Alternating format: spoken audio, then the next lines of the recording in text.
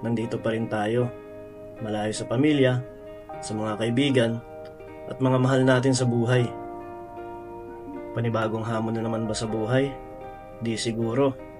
Sabi pa nga ng iba, numero lang yan sa kalendaryo.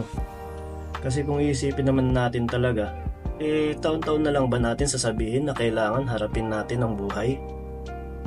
Tandaan mo, tumagal ka ng ilang taon at naging matibay na hindi mo namamalayan. Numero lang ang iyong binibilang.